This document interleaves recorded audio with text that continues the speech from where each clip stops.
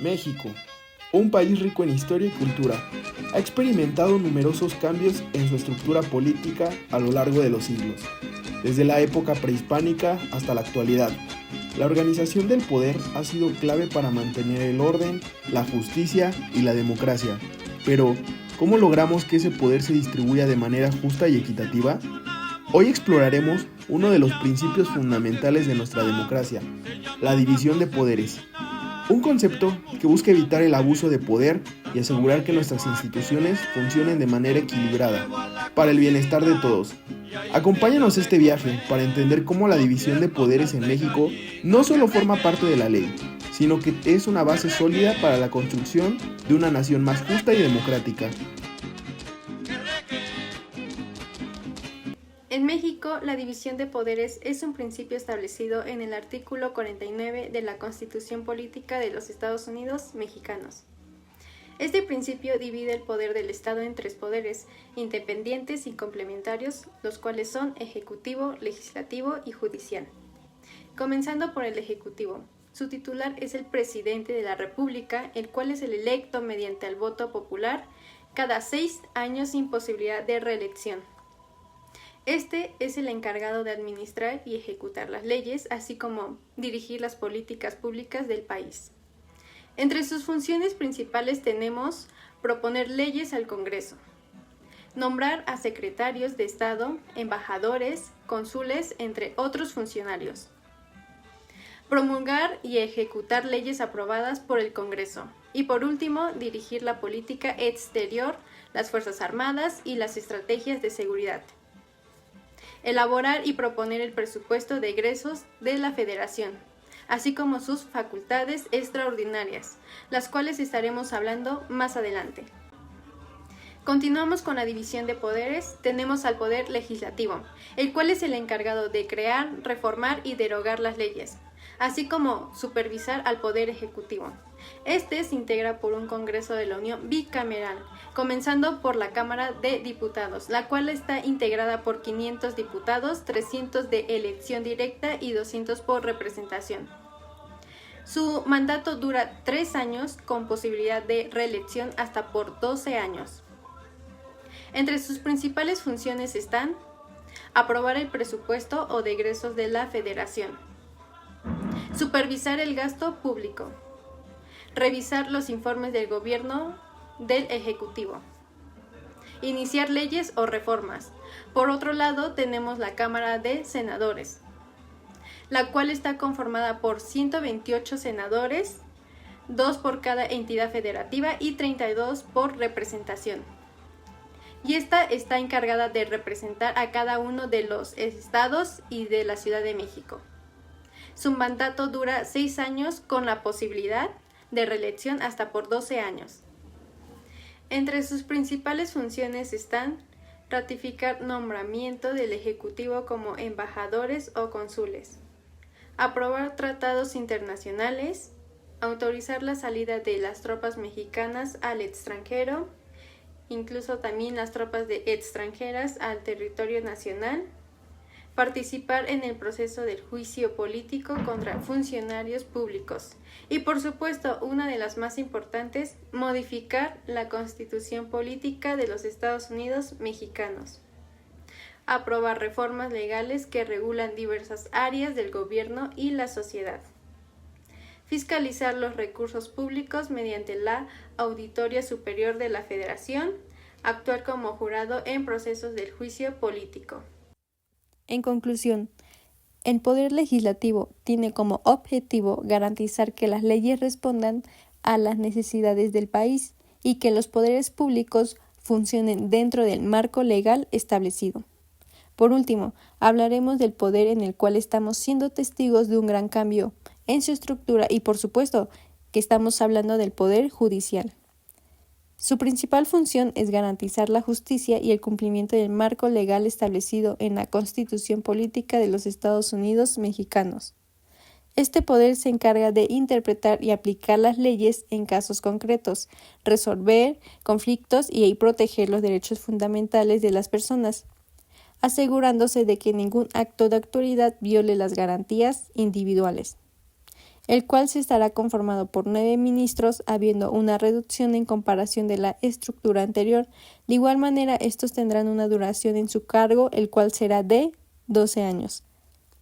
Por primera vez, los ministros de la Suprema Corte de Justicia de la Nación, magistrados de circuito, jueces de distrito y miembros del Tribunal Electoral serán elegidos por voto directo de los ciudadanos.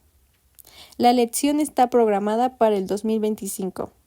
Entre sus funciones principales está la interpretación de la Constitución y las leyes, la protección de los derechos humanos, la resolución de conflictos, el control de constitucionalidad y, por último, la garantía de justicia imparcial e independiente.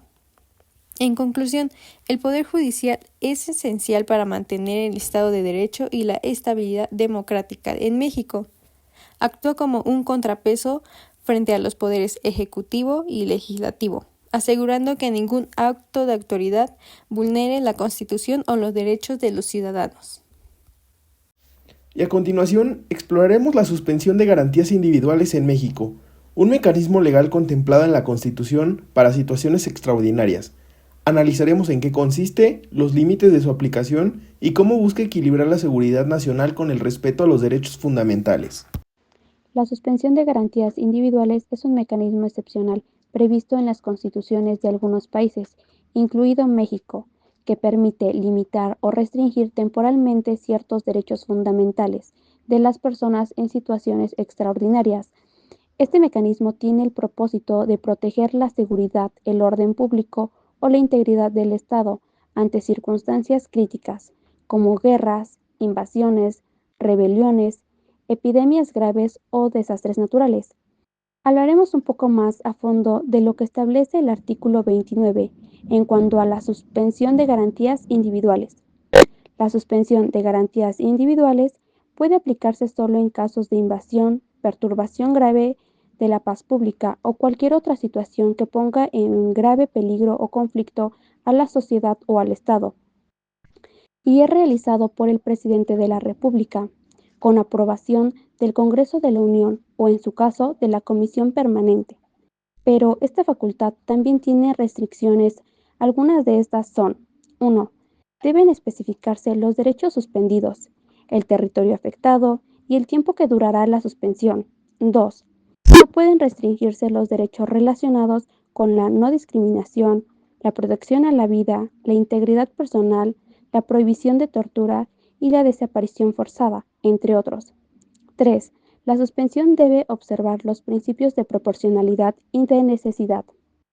Durante este periodo, el Poder Judicial, en particular la Suprema Corte de Justicia de la Nación, tiene la facultad de supervisar que la suspensión no sea arbitraria y que se limite a lo estrictamente necesario.